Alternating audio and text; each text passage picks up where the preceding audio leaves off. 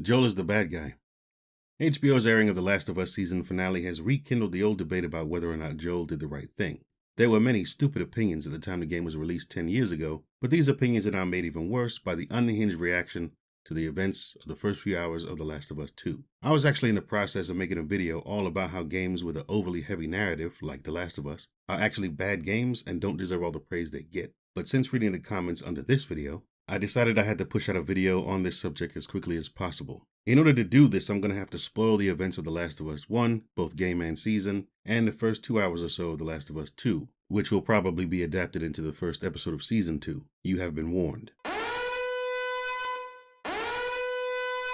First, I'd like to talk about The Last of Us 1's ending without reference to the second game. A quick recap. Joel gets Ellie to the Fireflies and their doctor. The only way they can get the samples necessary to engineer a vaccine is to remove Ellie's brain. Joel has issues with this, kills all the Fireflies, and then lies to Ellie about what happened. One of the lies is that there were other immune people. Turns out there's a whole lot more like you, Ellie. People that are immune. There's dozens, actually. This was a lie. There are no other immune people. Joel defenders will point to this recording, which can be found at the end of the game, to prove that there were other people like Ellie. April 28th. Marlene was right. The girl's infection is like nothing I've ever seen. The cause of her immunity is uncertain. As we've seen in all past cases, the antigenic titers of the patient's cordyceps remain high in both the serum and the cerebrospinal fluid. Blood cultures taken from the patient rapidly grow cordyceps and fungal media in the lab. However, white blood cell lines, including percentages and absolute counts, are completely normal. There is no elevation of pro-inflammatory cytokines, and an MRI of the brain shows no evidence of fungal growth in the limbic regions, which would normally accompany the prodrome of aggression in infected patients. We must find a way to replicate this state under laboratory conditions. We're about to hit a milestone in human history equal to the discovery of penicillin. After years of wandering in circles, we're about to come home, make a difference, and bring the human race back into control of its own destiny. All of our sacrifices and the hundreds of men and women who've bled for this cause, or worse, will not be in vain.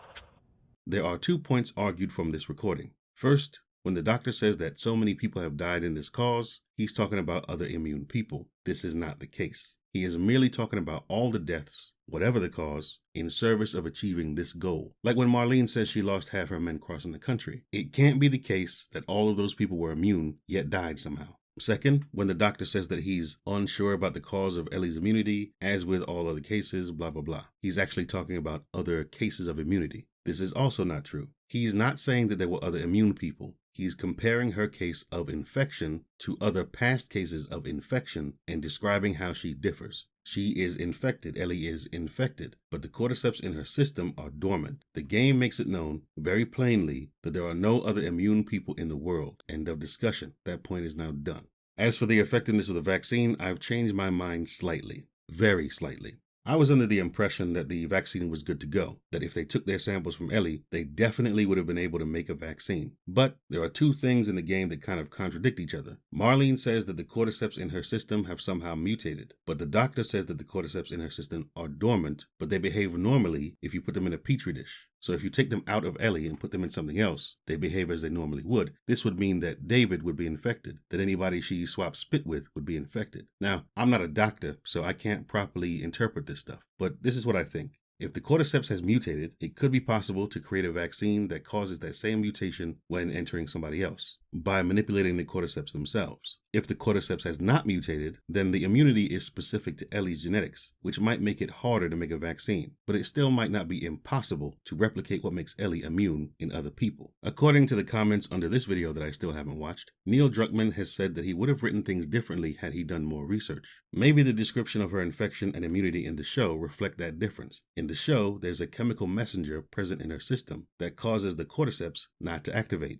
And if you can take that chemical messenger, you could replicate it in a lab and give it to everybody. I think this explanation boosts the probability of a successful vaccine. I also believe that it was the original intent of the authors of this story and the devs of the game to have the audience believe that a vaccine would have been successfully produced. Now, the reason why Joel defenders keep insisting that there were other immune people is because they want to paint this doctor as some kind of butcher. This doctor has already operated on several other immune people and get no vaccine because he doesn't know what he's doing, because he's a veterinarian. So Ellie's name would just be another on a long list of dead people with no results to show for it. While it's probably true that a vet would not have the requisite skills to harvest materials and create a vaccine for humans in the real world the story takes place, he does have this ability Therefore, he would have been able to make the vaccine. As I'm writing this, I see a video from IGN. Scientists have already proven Joel was probably right. In this video, she's talking about real-world science and real-world scientists. I'm just going to repeat here what I wrote there. You're right that they should have gotten Ellie's consent, but you're wrong about everything else. Here's why.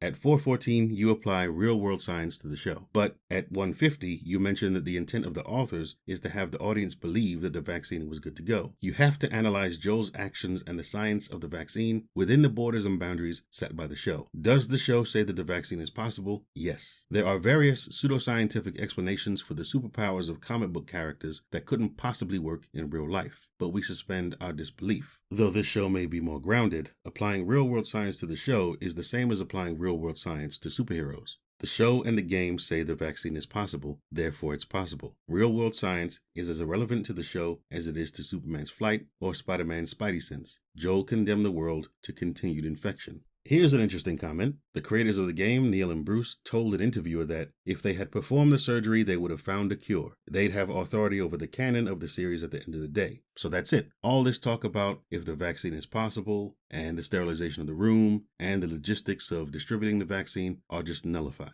This comment brings up the fact that Joel and Marlene took the choice away from Ellie, which was a wrong thing to do, as I said above. But it also presents Joel and Marlene as if they were equally wrong. Marlene only wronged Ellie. Joel wronged Ellie and everybody else in the world. And now I spoil The Last of Us 2. In the first few hours of The Last of Us 2, Tommy and Joel are captured by this group of people here. Some argue that Joel would never have been caught in this way, that he's some kind of John Wick-like character because he was able to spot that obvious setup was obvious. In all three cases you're seeing here, he would have been killed if not for Ellie. Yes, this includes Henry getting the drop on him. This character, Abby, is alone and being attacked by a horde. Joel and Tommy are right there, able to save her, so they do. Their main concern at that moment is getting away from the horde. When Abby suggests a safe place, they follow, which is the most reasonable thing to do in that moment. All these people are very friendly, and they do not present as ravagers or any other kind of crazy group of people. If this had been Dina and Jesse in the company of these people, they probably would have been perfectly safe. Who are these people? Well, they're all pretty young, so I'm guessing that during the events of the first game, they were probably all around the same age as Riley when she was recruited by the Fireflies. All these people were Fireflies, and they were all present at the hospital when Joel went on his rampage. All these people lost friends and loved ones at Joel's hands. Abby is the daughter of this guy. And so, now that they got Joel, Abby brutally beats him to death with a golf club. Ellie walks in on this right as Abby is giving Joel the finishing touch, and then these guys actually leave Ellie and Tommy alive. All of what I just told you was spoiled in videos that were leaked online a few months before the game was released. There were many people who really grew to love the relationship between Ellie and Joel, and they were legitimately upset about this information, and they let their opinions be known online. Before I go any further, I need to say this, and I briefly touched on this in my She-Hulk video and in the video that I'm currently working on that I haven't released yet. This is the thumbnail. Be on the lookout for that. There are lots of stupid people out there who don't pay attention to the media they consume. There were people who watched the third episode of season 1 who said, "Why did they make Bill gay? He wasn't gay in the game." He's clearly gay in the game. There are people who think Homelander is the good guy in The Boys. I'm currently rewatching The Boys with my brother and his girlfriend because they haven't seen it, and it's funny to see all the evil shit he does in the show, knowing that there are people out there idolizing him. Crashing those 2 planes, deafening the blind guy, killing suspects that are already in his custody that wouldn't be a threat to him anyway because he's fucking bulletproof. It was funny to see The Boys Reddit explode with people trying to retcon the non-consensual conception of this fucking kid. The show goes out of its way to make you understand that Becca did not want this. A lot of people just have some kind of weird strongman fantasy. They like the idea of being so strong you can do whatever the fuck you want. This is a child's fantasy for man babies. Smacking a guy in the face, a man you know you could easily beat because he's telling you the truth, calling you on your shit, and you don't want to hear it, makes you a coward. But you take this clip and you put it on YouTube and you got people saying, "Yeah, he showed him. Fucking Huey, he's the definition of not that guy." No, my dude, you are not that guy. Racist people don't want any form of diverse racial representation on their TVs other than coonery and buffoonery. Sexist people don't want women on their TVs unless they got their titties out. And homophobes and transphobes don't want LGBT people on their TV, period. If a piece of media stars a person or a character who's not of a preferred demographic background, bigots will make up their minds long before they've seen this media that it's poorly written or acted or produced or whatever, and they'll argue that this piece of media shouldn't exist. Their real motivation is that they don't want diversity or inclusion or fair representation on television. They only want to see themselves. What does any of this have to do with The Last of Us 1 or 2? Well, Ellie is a lesbian, and in The Last of Us 2, she's in a relationship with Dina, who's bi, I guess. And there's also a trans character in the game. Now, this is how you know some of the critics of the game haven't even played it. People still, to this day, talk shit about Abby being trans. Lev is the trans one, not Abby. I'm sure that there are plenty of people whose only grievance with The Last of Us 2 is Joel's death. And I'm also sure that there are plenty of people who legitimately thought that there were other immune people and thought that the vaccine couldn't be made. But so many of the arguments against The Last of Us 2 and in favor of Joel are so stupid, they must be motivated by something else. I remember having comment exchanges about the second game when it came out, and there would be plenty of people trashing the game talking about Joel's death. Okay, fine. And then you get people trashing the gameplay, which is actually slightly improved from the first game, but still very similar. So why would you not like the gameplay in this game if you liked it in the first game? Doesn't make sense. And then you get people trashing the graphics, saying that the graphics are not as good as the first game, which is just completely ridiculous. Now, when I would press these people in these comment sections and call them on their bullshit, the veil would slip. And then it was fuck Naughty Dog, SJW Company, forced diversity, Neil Cuckman, and all this type of shit. There are going to be some people that will claim they already knew Ellie was a lesbian from the first game, so that can't be the reason why they hate the second game. The first game was released the 14th of June, 2013. It wasn't revealed that Ellie was a lesbian until the DLC came out the 14th of February, 2014. This was called Left Behind, which is the same name as the 7th episode of the show. The events of that episode were not in the original game. They were only revealed about 7 months later. The game had been out, receiving acclaim from critics and fans alike, long before the revelation of her sexuality. These people who now hate The Last of Us 2 had ample time to make up their mind about The Last of Us 1, long before the revelation of Ellie being a lesbian.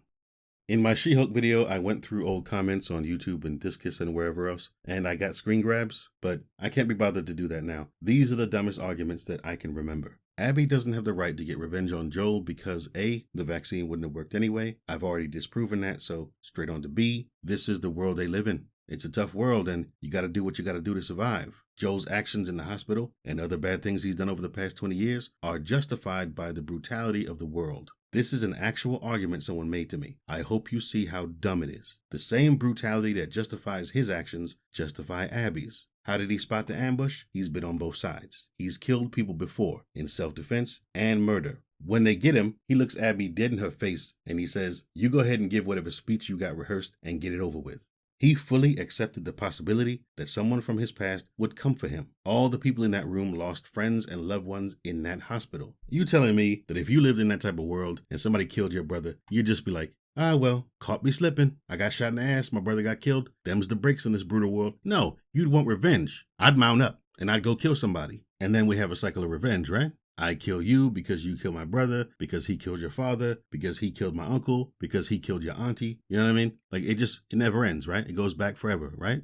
No, it doesn't. Eventually you go back far enough, you reach the first transgression, the first person to get killed who was innocent. Killing that killer would be the only justified killing in the cycle of revenge. And in this game, we don't have to go back that far. Joel is the first transgressor. He killed Abby's father, who was completely innocent. And yes, this does mean that Ellie and Tommy's revenge against Abby is not justified. This video is already too long, but I just want to highlight an exchange I had under that video that I still haven't watched. It's a short thread, so let's read, shall we? Did Joel make the right choice? He condemned the world to endless infection and suffering, so no. The infection in the show is much harder to be infected with, and even if they had a vaccine, the world is still over. You don't magically undo 20 years of chaos. He condemned the world to endless suffering, so no. There, I fixed it. The world wasn't going to be magically fixed from a vaccine. That doesn't mean there shouldn't be a vaccine. If a vaccine exists, there's a chance, however small, that it can be made and distributed. Now there is no chance. No chance. Immunity is very likely to spring up again at some point for one. But even if it doesn't, with enough patience and time, humans can form a society even with the infected around. I'd rather have a vaccine than wait for herd immunity for an illness that's already spent the past 20 years destroying the global population. A vaccine wouldn't fix anything in this world. It would stop people turning into fungus monsters, which would be helpful in rebuilding civilization. Sure, but it's not impossible to rebuild it, even with that being the case. Do you see how this person is being stubborn, right? If there's an ongoing pandemic that's already killed 70, 80, 90% of the world population, and you're one of the survivors tasked with rebuilding humanity, would you prefer to try to do that in a world where people turn into fungus monsters, or in a world where they didn't turn into fungus monsters? But what is the reason for this person's stubbornness? Well, let's check this person's responses to somebody else that chimed in. Did you not hear the creators of the show talking about how this is essentially humanity's final stand and Cordyceps was going to fully win at some point in the future? He straight up doomed the entire planet. Which creators? Neil Druckmann doesn't even like the first because he was forced to make changes to it by the director and producer of the game. The trash that is The Last of Us 2 is his. So if he says Joel doomed the Earth, of course he would say that because he wants to justify what happened in the second game. You see, some people have concocted this weird conspiracy theory where, in order to justify Abby's actions in the second game, Neil Druckmann has retconned the first game. He's removed all the other immune people that supposedly were there, and he's boosted the efficacy of the vaccine. Now, I could easily counter with my own conspiracy and say, in order to justify your irrational hatred of the second game, you are trying to come up with ways in which Abby's actions were not justified, and that you're doing your own retcon by adding a bunch of immune people and trying to delegitimize the efficacy of the vaccine. So we could just throw conspiracies around if you want to, but at the end of the day, you're being unreasonable and irrational. No, the director of the TV series in the after credits production insights. And the second one wasn't trash, but whatever. Why are you watching the show? Blah, blah, blah. The second was trash, but let's put that aside. Okay, I guess in this world, Joel doomed humanity. That's all right with me. If things were that far gone, a vaccine wouldn't help. You were just told by other dude that according to the creators of the show game, a vaccine can and would stop Cordyceps taking over the world. And your response is, well, I guess a vaccine wouldn't help then. What the fuck? This person's brain is impervious to logic and reason. What if the vaccine had been discovered a year earlier? In the world of The Last of Us, there are probably people who get killed directly by infected all the time. But what about those people who manage to survive an infected attack, but they have a bite or a scratch, like Riley or Tess? Or they get infected in some other way, like the little girl at the beginning of the show. Would a vaccine not have helped these people? Anyway, having played both games at least twice, I think there's nothing so vastly different about the story and gameplay of the second game that should lead lovers of the first game to hate the second game so much. If you gave The Last of Us 1 10 out of 10, then I'd understand giving The Last of Us 2 8 or maybe even 7 out of 10. But to give it 0 is bullshit. All the review bombing 2 hours after the game came out, bullshit. The story of The Last of Us 2 is not as good as the first game, but the gameplay, the thing that actually matters, is better. The hate this game is still getting, the memes, the active subreddit, the illogical arguments against it, years after it came out, is too long-lasting and unhinged to be just about the quality of the game itself. In summary, don't trust anyone who says they hate The Last of Us 2, and Joel is definitely the bad guy.